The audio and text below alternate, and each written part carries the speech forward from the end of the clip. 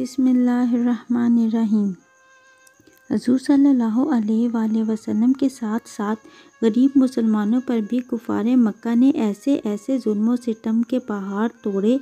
کہ مکہ کی زمین بلبلا اٹھی۔ یہ آسان تھا کہ کفار مکہ ان مسلمانوں کو دم زدن میں قتل کر ڈالتے، مگر اس سے ان کا کافروں کے جوش انتقام کا نشہ نہیں اتر سکتا تھا،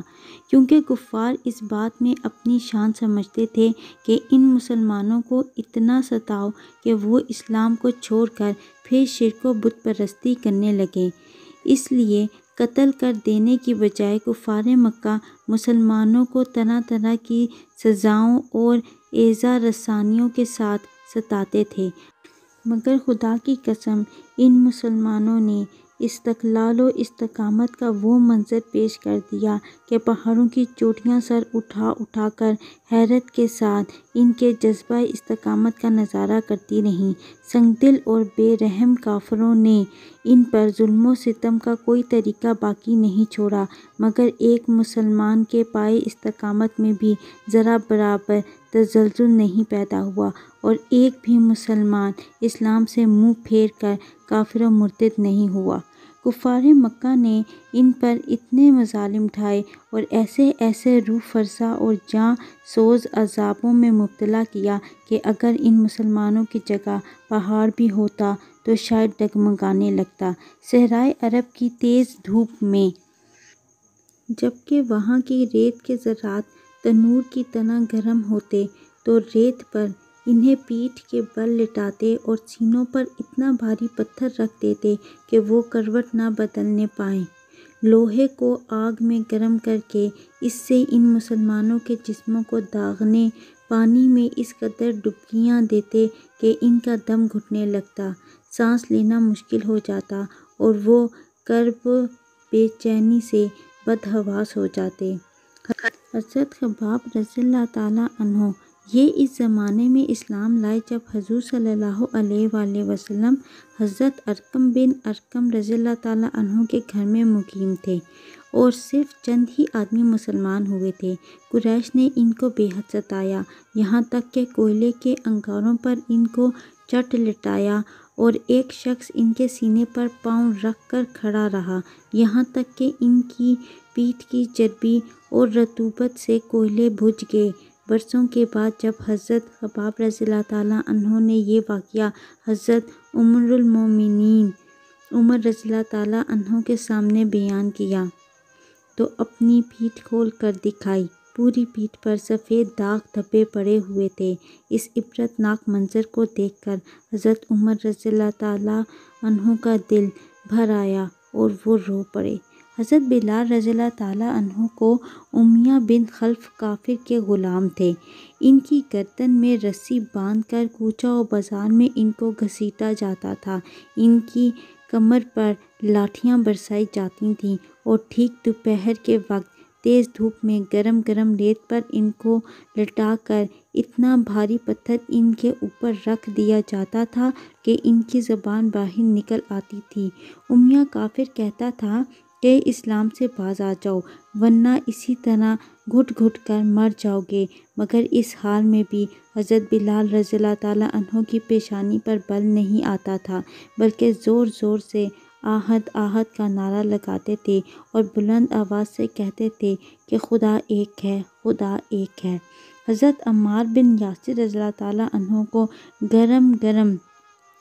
بالوں پر چٹ لٹا کر کفار قریش اس قدر مارتے تھے کہ یہ بے ہوش ہو جاتے تھے۔ ان کی والدہ حضرت بی بی سمیہ رضی اللہ تعالیٰ عنہ کو اسلام لانے کی بنا پر ابو جہل نے ان کے ناک کے نیچے ایسا نیزہ مارا کہ یہ شہید ہو گئیں۔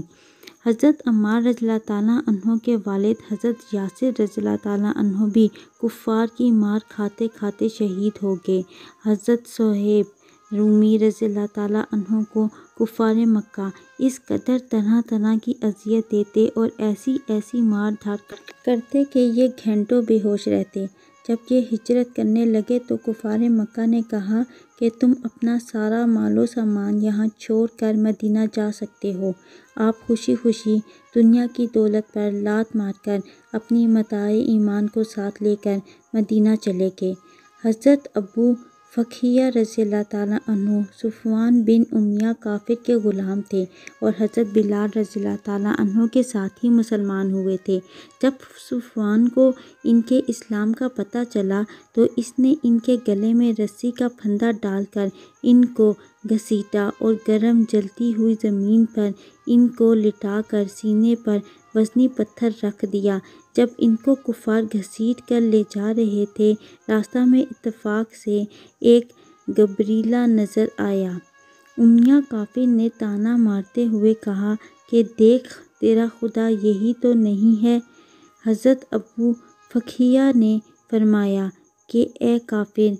اے بچے خاموش، میرا اور تیرا خدا اللہ ہے۔ یہ سن کر امیہ کافر غضبناک ہو گیا اور اس زور سے ان کا گلا گھونٹا کہ وہ بے ہوش ہو گئے اور لوگوں نے سمجھا کہ ان کا دم نکل گیا۔ اسی طرح حضرت عامر بن فہیرہ رضی اللہ تعالیٰ عنہ کو بھی اس قدر مارا جاتا تھا کہ ان کے جسم کی بوٹی بوٹی دردمند ہو جاتی تھی۔ حضرت بی بی لبینہ رضی اللہ تعالیٰ عنہ جو لونڈی کو اس قدر مارتے تھے کہ مارتے مارتے تھک جاتے تھے، مگر حضرت لبینہ رضی اللہ تعالیٰ عنہ اف نہیں کرتی تھیں بلکہ نہایت جرأت و استقلال کے ساتھ کہتی تھیں کہ اے عمر، اگر تم خدا کے سچے رسول پر ایمان نہیں لاؤ گے تو خدا تم سے ضرور اس کا انتقام لے گا۔ حضرت زنیرہ رضی اللہ تعالیٰ عنہ حضرت عمر رضی اللہ تعالیٰ عنہ کے گھرانے کی باندی تھیں۔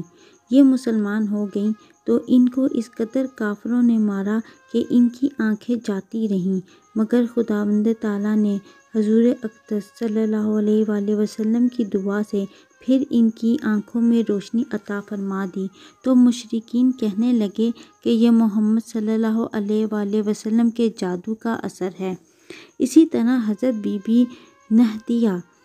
اور حضرت بی بی ام عبیس رضی اللہ تعالیٰ عنہ بھی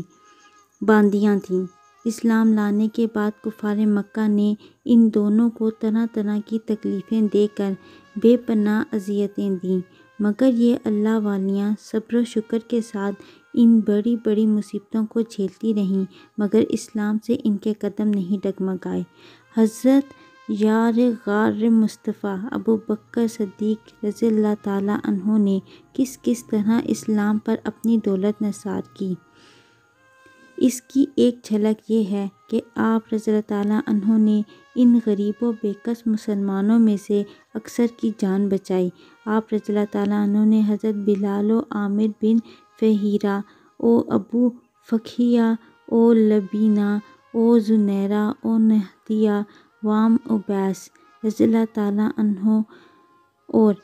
تمام غلاموں کو بڑی بڑی رقمیں دے کر خریدا اور سب کو آزاد کر دیا اور ان مظلوموں کو کافروں کے ظلم و ستم سے بچا لیا۔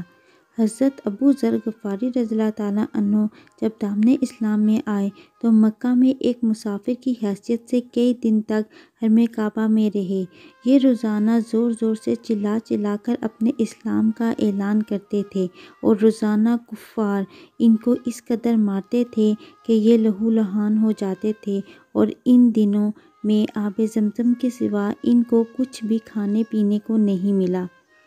کفار مکہ کا یہ سلوک صرف غریبوں اور غلاموں ہی تک محدود نہیں تھا بلکہ اسلام لانے کے جرم میں بڑے بڑے مالداروں اور رئیسوں کو بھی ان ظالموں نے نہیں بخشا۔ حضرت ابو بکر صدیق رضی اللہ تعالیٰ عنہ جو شہر مکہ کے ایک بہت ہی ممتاز اور معززین میں سے تھے، مگر ان کو بھی حرم کعبہ میں کفار قریش نے اس قدر مارا کہ ان کا سر خون سے لت پت ہو گیا۔ اسی طرح حضرت عثمان غنی رضی اللہ تعالیٰ عنہ جو نہایت مالدار اور صاحب اقتدار تھے، جب یہ مسلمان ہوئے تو غیروں نے نہیں بلکہ خود ان کے چچا نے ان کو رسیوں میں جکڑ کر خوب مارا۔ حضرت زبیر بن العوام رضی اللہ تعالیٰ عنہ نے بڑے رعب اور دبدبہ کے آدمی تھے، مگر انہوں نے جب اسلام قبول کیا تو ان کے چچا ان کو چٹائی میں لپیٹ کر ان کی ناک میں دھواں دیتے تھے، جس سے ان کا دم گھٹنے لگتا تھا۔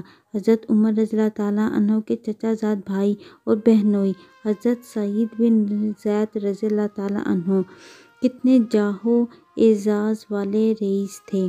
مگر جب ان کے اسلام کا حضرت عمر رضی اللہ تعالیٰ عنہ کو پتہ چلا تو ان کو رسی میں باندھ کر مارا، اور ساتھ ہی حضرت عمر رضی اللہ تعالیٰ عنہ نے اپنی بہن حضرت بی بی فاطمہ بنت الخطاب کو بھی اس زور سے تھپڑ مارا کہ ان کے کان کے آویزے گر پڑے اور چہرے پر خون بہہ نکلا۔ جزاک اللہ۔